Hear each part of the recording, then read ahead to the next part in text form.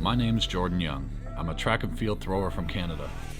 For over a decade, I've been working to understand every aspect of throwing. I'm an athlete, which means the only way to be great is through raw hard work and determination. This is my story. I'm going to be taking on one of athletics' biggest challenges, the Olympic Games. What's going on, guys? Welcome back to another episode of JY Throws. This past weekend, I competed in my season opener and threw a PR with the discus. That's it! And in today's video, I want to take a look at my series and discuss some of the technical problems that I still see in my throw that I need to continue to work on. But before that, I want to share 10 tips with you guys for competition that I've picked up over the years to help me compete at my best. And maybe you can implement them for your own competitions. First though, guys, if you enjoyed this video, leave a like so we can get it out to more throwers.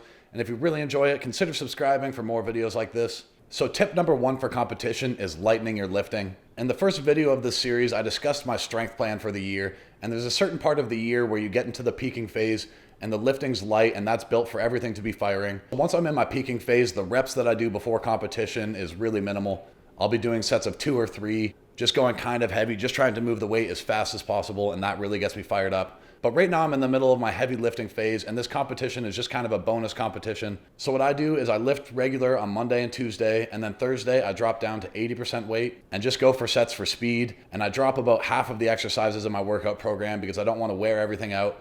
I just want a few things to be activated and firing, and I don't want to be going backwards. But I want to take it nice and easy so I can at least be a little bit fresh for competition. Tip number 2 for you guys is getting good sleep. Obviously, good sleep is good for energy and performance, but something to keep in mind is that the 2 nights before competition is one of the most important sleeps that you can get.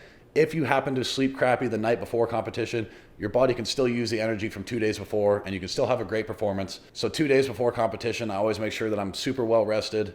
And then usually it's not too much of an issue the day before competition, but sometimes I wake up really early and I'm not as rested as I wish I could be. But just knowing that 2 nights before I got enough rest, I'm not too worried about it, and it allows me to still keep my mental together.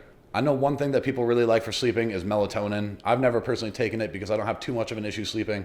But what I do like to sleep with is a fan on because the white noise just completely drowns out my thoughts and I'm able to shut my brain off.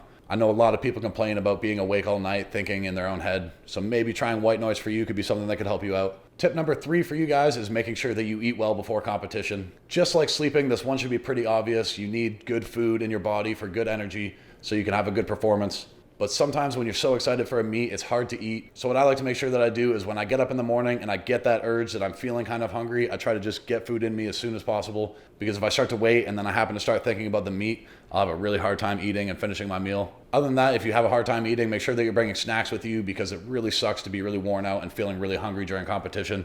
But obviously the most important thing is just getting a good meal if you can do that. Tip number 4 for you guys is distracting your mind. Adrenaline is one of the most amazing chemicals our body produces. It can literally give us super strength and super speed, but it's also super exhausting and can wear you out before the competition even starts if you start thinking about throwing too early. So what I like to do is try to distract my mind with a hobby, whether it's playing video games or hanging out with friends or working on art. I like to try to do something that I'm not thinking about the competition all day, and then the adrenaline doesn't start to set in. I also try to avoid conversations with people about throwing before the competition because the more I think about it, I start thinking about my technique and I start getting the feelings in my body, and then my body starts to work, I start getting excited, and it can just be exhausting if you have that going on for a few hours before you have to compete. For myself, I try to distract my mind and not think about throwing up until the point that I start to warm up. Once I start warming up, I like to think through my throw and I start to get the feeling in my mind of the movements that I'm going to do, and I start to get this adrenaline going, but I like to save that until I'm warming up. So just distract my mind as much as possible. Tip number 5 for you guys is pre-workout energy drinks or coffee or whatever you prefer to give yourself that extra boost of energy. Along with waiting to peak my adrenaline for competition, I also like to pair it up with an energy drink.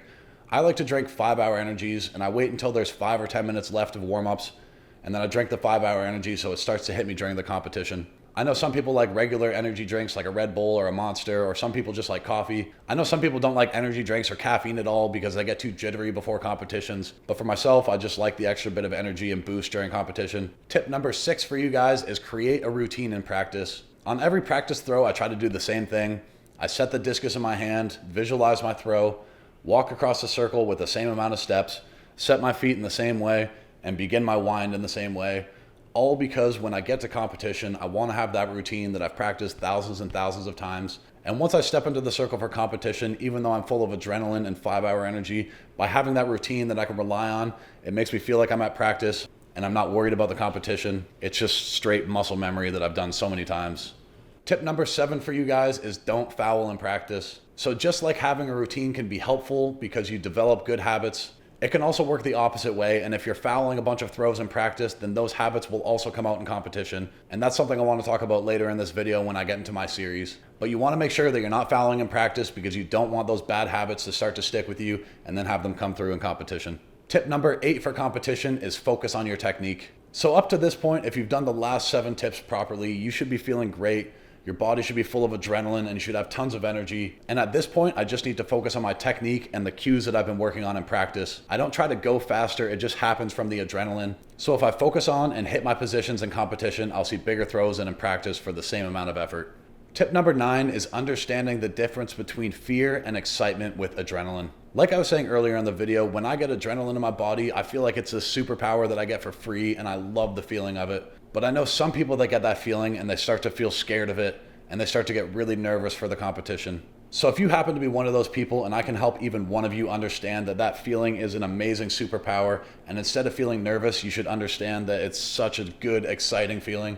And if you just focus on your positions in competition, it will literally give you extra strength and distance on your throws. And tip number 10 for you guys is the most important one. It's that there's no substitute for hard work. There's simply no substitution for doing hard work all year in the weight room and in the ring throwing. If you've went out every day and done everything you can to lift every day and throw every day that you need to, there's nothing that will have you feeling more confident and comfortable in the ring than knowing that you put in the hard work all year. I've had years where I've been injured and haven't been able to throw enough and haven't felt comfortable in the ring for competition because I just simply didn't get enough reps throughout the year. I've also had years that I didn't understand the value of the heavy lifting phase, and that by having a proper heavy lifting phase, it allows you to come out of that and peak so that you can have your best competitions possible. And by not taking the heavy lifting phase seriously, I wasn't able to peak properly and didn't have good competitions that year. And it was just a reminder that all year, everything that you do is important and it all leads up to you peaking and having the best competitions possible. So you need to work hard every single day, and there's simply no substitution for that. It just has to be done by you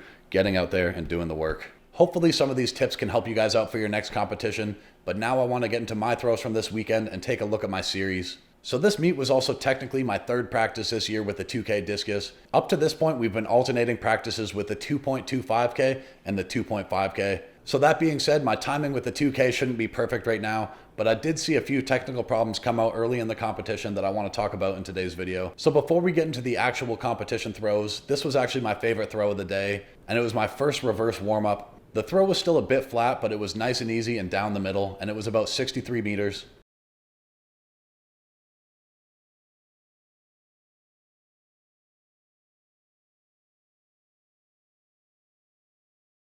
So to start the competition, I was feeling good. I was well rested and full of energy, had good adrenaline going.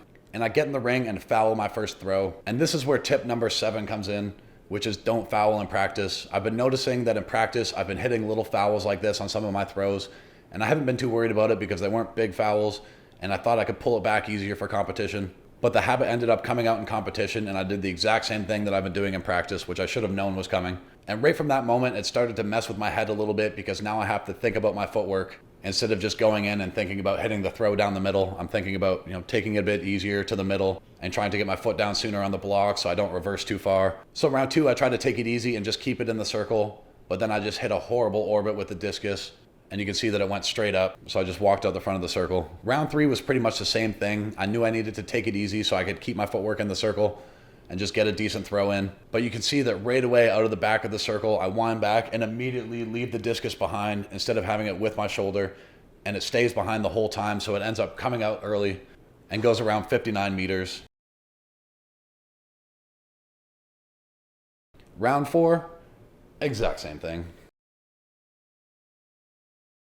Now, after round 3 and 4 coming out early, I knew that I needed to make an adjustment. So round 5, I tried to slow it down into the back, keep the discus with me a bit better, and try to get the discus down the middle, which I did a pretty solid job of. But again, that same fouling problem came out where I'm just barely stepping on the edge of the rim.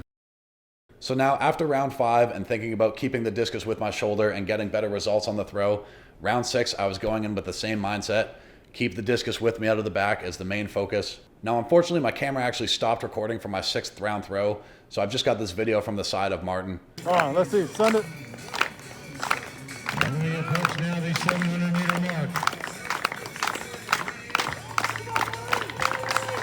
And it is That's it! That's it! That's it! 407. Woo!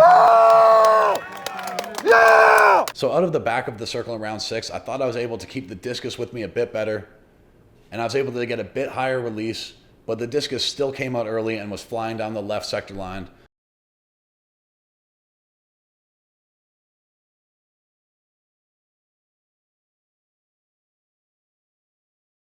But this time it was 64-84. Yeah! There you go! There you go! Woo! Finally, man, that was just... And I know I can get more distance if I'm able to finish it nice and down the middle and get a good flight on the discus. But considering it was my 3rd practice with the 2K, my first meet of the year, and it wasn't a great release, I'm quite pleased with 64-84, but I know there's a lot more in the tank, and I'm not stopping until I hit 70 meters. So this is just the beginning, and I can't wait to see what I can do this year. So my biggest takeaway from this meet is that I need to continue to be patient out of the back of the circle, and I'm going to get a lot more distance by going slow and setting up my throw properly so I can hit a nice powerful finish instead of rushing the back, leaving the discus behind, and then getting really crappy flat releases. And as I continue to practice with the 2K, that's what I'm going to continue to work on. We're actually dropping down to the 2.25K and the 2K alternating practices with those now. So hopefully I can get a bit better timing for the next meet, which hopefully should be in 2 weeks. Anyway, hopefully you guys enjoyed this video. If you did, leave a like, and if you really enjoyed it, subscribe for more. I'll see you in the next one.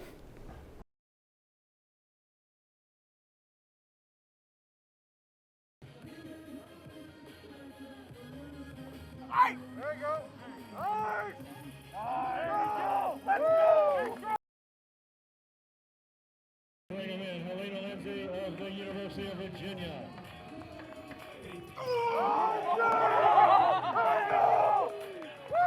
Meter mark. And it is That's it! That's it! That's it! 407. Woo!